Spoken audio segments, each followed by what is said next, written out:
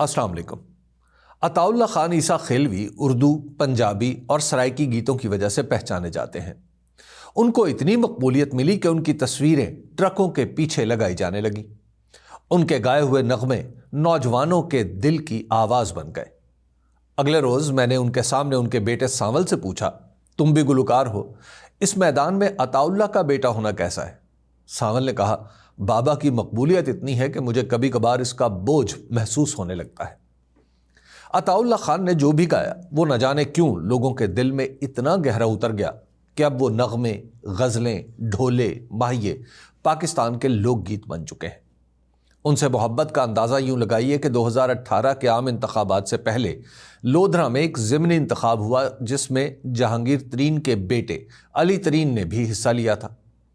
اس election میں اگرچہ علی ترین ہار گئے تھے، لیکن ان کی مہم چلانے میں عطاء اللہ خان عیسیٰ خیلوی کا نام اور گانے دونوں خوب چلے۔ میں خود ان دنوں وہاں اس الیکشن کی کوریج کے لیے گیا تھا۔ لودھرا کے کئی لوگوں نے مجھے بتایا کہ عطاء اللہ خان عیسیٰ خیلوی تحریک انصاف کی حمایت کرتے ہیں، اس لیے ہم اسے ووٹ دیں گے۔ کسی گلوکار کو پاکستان کی سیاست میں یہ اہمیت شاید ہی حاصل ہوئی ہو۔ ان کا گایا ہوا گانا جب آئے گا عمران بنے گا نیا پاکستان اتنا مقبول ہوا کہ یوٹیوب کے صرف ایک چینل پر اسے 3.5 کروڑ دفعہ دیکھا جا چکا ہے۔ اس کے علاوہ یہ انٹرنیٹ کے ذریعے کہاں کہاں پہنچا، اس کا حساب شمار ہی ممکن نہیں۔ اس گیت کے بارے میں یہ کہا جا سکتا ہے کہ پاکستان کا ہر فرد کبھی نہ کبھی اسے سن چکا ہے۔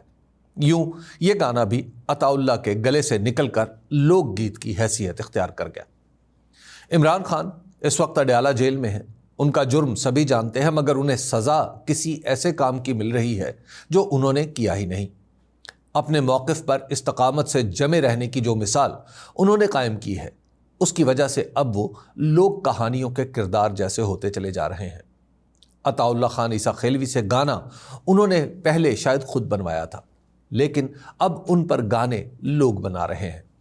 نقدہ کوکا، قیدی 804 اس کی ایک مثال ہے۔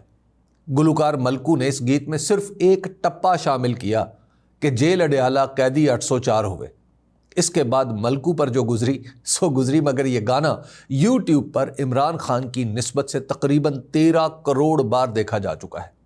یہ نغمہ بنیادی طور پر ٹپے ماہیوں پر بنا ہے۔ اس میں بکرے کی پٹھ کے گوشت کا بھی ذکر ہے، مگر اسے مقبولیت عمران خان کی وجہ سے ملی، اور اتنی ملی کہ ملکو غریب پر ہی بھاری پڑ گئی۔ یہی گانا چند دن پہلے فراز خان قوال نے لاہور کے شالامار باغ میں فرمائش پر گا دیا تو اس پر پرچہ ہو گیا۔ گجرانوالہ میں ایک مسکین کو اپنے ولیمے پر عمران خان کی تصویر رکھنے پر پولیس کی کارروائی کا سامنا ہے۔ عمران خان کی تصویر ٹی وی پر دکھائی نہیں جا سکتی، ان کا نام لکھنا ممکن نہیں رہا، تو پھر بھی لوگ ان کی تصویر کیوں رکھتے ہیں یا ان کا نام کیوں لیتے ہیں؟ تاریخ بتاتی ہے کہ جو کوئی بھی ناانصافی کے خلاف کھڑا ہو جائے، لوگ اسے بھولتے نہیں۔ سرکاری کاغذوں میں چاہے اسے باغی، فسادی، مجرم، انتشاری لکھا جائے، مگر ایسا شخص گیتوں میں آ جاتا ہے۔ لوگ اسے گاتے ہیں، اس کی کہانیاں کہتے ہیں، اپنی ساری حسرتیں کسی داستان میں سمو کر اس کے کردار سے پوری کرواتے ہیں۔ یقین نہ آئے تو پاکستان کے معروف گلوکار شوکت علی کا گایا ہوا گانا جگا سن لیں۔ اس لوک گیت میں ایک جگہ کہا گیا ہے، جگے ماریا لیل پور ڈاکا تے تاراں کھڑک گئیاں۔ جگا جو ضلع قصور کا سردار جگت سنگھ تھا، جگا ڈاکو بنا مگر لوگوں کے دلوں میں رہا، اور یوں رہا کہ اس کے ڈاکے بھی کارناموں کے طور پر بیان ہونے لگے۔ اس سے محبت کی وجہ اس کی دلیری تھی کہ جب انگریز راج میں ایک ذیلدار کے کہنے پر پولیس نے جگت سنگھ کو جھوٹے مقدمے میں پھنسایا تو وہ اس ناانصافی کے خلاف ڈٹ گیا۔ اس نے پولیس کا ایک سپاہی قتل کیا اور پھر ڈاکے ڈالنے کے لیے اپنا گروہ بنا لیا۔ جگا امیروں کو لوٹ کر غریبوں کو دینے لگا، اسی لیے اسے پنجاب کا رابن ہوڈ بھی کہا جاتا ہے۔ آخر وہ 1930 میں صرف 29 برس کی عمر میں جالندھر میں اپنے دوست کے ہاتھوں مارا گیا۔ اس کی کہانی میں بیک وقت دلیری، احتجاج، وفاداری اور دوست کی بے وفائی جمع ہو گئی۔ جگا مرنے کے بعد پنجاب کی بولیوں میں زندہ ہے۔ جگا ماریا بوڑ دی چھاویں تے 9 من ریت بھیج گئی۔ یہ بولی جگے کو ہر روز نئی زندگی دیے رکھتی ہے۔ دلہ بھٹی کی کہانی بھی سب کو یاد ہوگی۔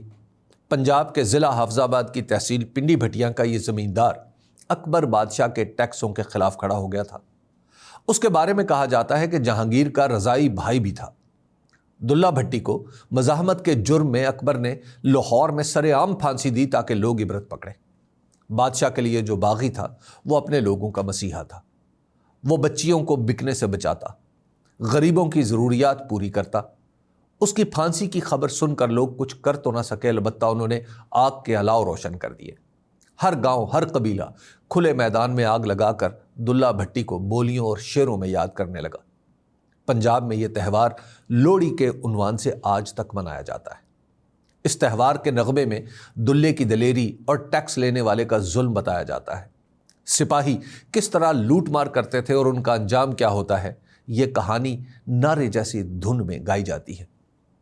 400 برس بعد بھی دلے کی مزاحمت زندہ ہے۔ پھانسی نے دلے کی جان لے لی مگر لوگوں نے اسے زندگی دے دی۔ ذوالفقار علی بھٹو کو پھانسی دی گئی تو اس سے پہلے ان کا نام مٹانے کی کوشش ہوئی۔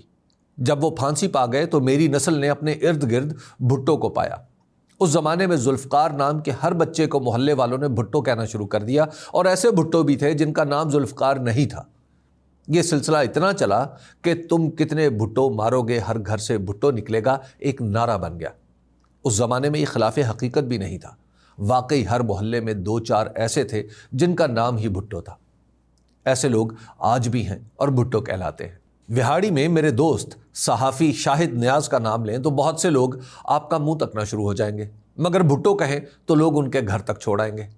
شاہد جو برادری یا قبیلے کے اعتبار سے بھٹو نہیں ہے، مگر اس دور کی یاد اس کے نام کا حصہ بن چکی ہے۔ اب وہ خود کو بھی شاہد نیاز بھٹو ہی کہتا ہے۔ عمران خان کی جیل، ان کی استقامت اور 2024 کا الیکشن انہیں زندگی میں ہی یہ درجہ دلا گئے ہیں کہ ان کے نام پر گیت بن جاتے ہیں۔ کچھ احتیاط کرتے ہیں اور ان کی حالت کو نام لیے بغیر شعروں میں بیان کرتے ہیں۔ عام لوگ مجبور ہیں، وہ کبھی جگے کی دلیری میں خود کو دیکھتے ہیں، کبھی بھٹو کی بہادری کو سلام پیش کرنے کے لیے بچوں کے نام بدل دیتے ہیں، اور کبھی محض 804 یا اڈیالہ کا ذکر سن کر آہ بھر لیتے ہیں۔ یہ نیا زمانہ ہے، اس لیے آہ بھرنا بھی قابل دست اندازی پولیس ہو چکا ہے۔ مگر بات پھر بھی رک نہیں رہی، آہیں بھی بھری جا رہی ہیں، گیت بھی گائے جا رہے ہیں اور نعرے بھی لگ رہے ہیں۔ شکریہ۔